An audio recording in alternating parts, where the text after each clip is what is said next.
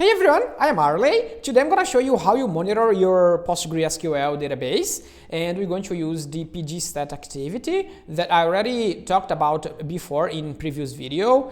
And today we are going to dive into this command, and I'm going to show you how to extract a few information. For example, the user that is running the command, the queries, which IP address is coming from the query, and all this information you can see when you're running this command. So let's get started. All right, so let's go to the code here and let's check it out. How can you see all the queries that are running in your database? I have the database here that I already used before in another video, and basically I have three tables here. But I have customers, products, and orders. And so let's get back here to check a few things.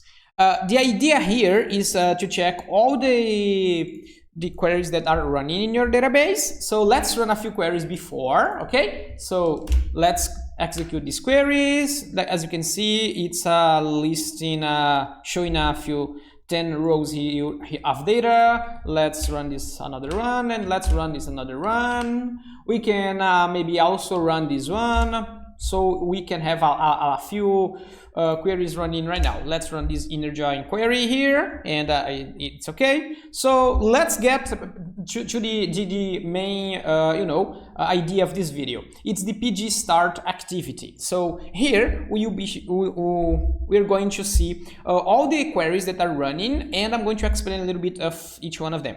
So first, this is all the data that are running in your database, or the queries. As you can see, there is basically 8 lines in here, and you can see that you have the DTID. We have a few informations here that is crucial because, for example, we have the PID. What's the PID? The PID is the identification of the query that are running in your database, because with this query you can terminate. For example, if you have a query that is stuck, it's stuck in your database, and it's not finishing, and your database is slow, and everything is a chaos. So you can identify the PID, and then you can run the command, you can run the query. Okay, so you just need the PID of the query, and then you run pg terminate backend, and then it will finish that query. If, for example, if I get here, let's get this ID here, this PID. Let's click here and let's run. Of course, that probably it's not running anymore because already finished. But as you can see, this returns a true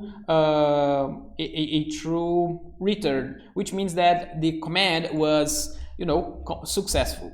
So getting a little bit more information, because we have a few informations here. When we run the entire command, we have a lot of columns here. For example, we have the username that are using this query. We have, it's here, the username. So you have the username that run that query. We have also here the application name. At this moment, I'm running on the Beaver, so it's the whole application here. So if I had a backend connected here, a Postgres or another client, and it will appear here as application name. So another information that we have here, we have the address. That's a very important information, because in your larger database, in your company database, probably you'd see a lot of IP address that are connected into your database. So you can see everyone that's running this query. So if you have the IP address, you can check which user is running that heavy query. So that's easy to identify.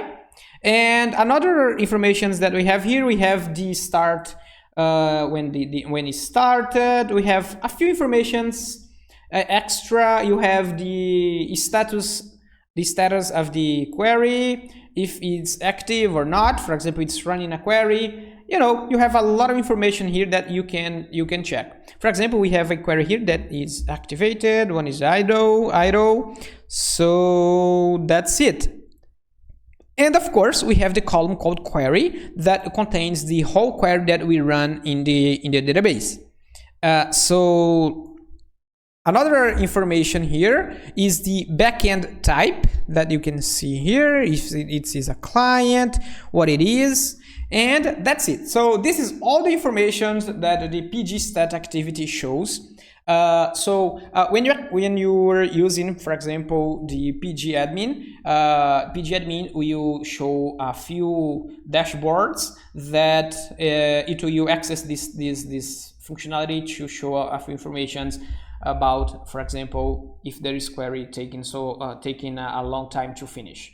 So here I have a different query here because let's run this query. This is a query to show all the queries that basically are active in your database. So I just added a few extra fields not to show, so we're not showing every column. And there is one here that's very interesting because here we can see the queries that are active, entirely active. Actually, that one it retrieves a little bit of more information, only it's different from idle, so it can be a little bit tricky if it's showing a query that are running from another application, for example. And here I have a running time, which means that this query will show you how to identify queries that are running, and you can see that we have the running for, we have the time that is running for how long the query. So this query, you'll be able to see these informations here. As you can, let's get this query here, because it's saying that it's running for quite some time now. So if we get here the query, it's basically a query that it will be running at the same query that we are running to retrieve information, and of course that it will show the. Let me click here again, just a second. And it's the same one, okay? Because we ran the query before, it's showing that are active. So a few extra information that is very important here is understanding the status. So the state here, when you can see that we have active, we have idle, and we have idle in transaction. This one is the most dangerous one, because if it's active, it means that it's running right now. If it is the state is idle, it means that there is a connection opened, but it's not running any queries. For example, your high-query CP in your Spring Boot that are your connection pool configuration, so it can be in the idle status. But here it's a more dangerous one, because when it's in this state, idle in transaction, it means that there is a opened connection in your database and it's not actually running anything. So you need to be careful with this information. So that's it for now.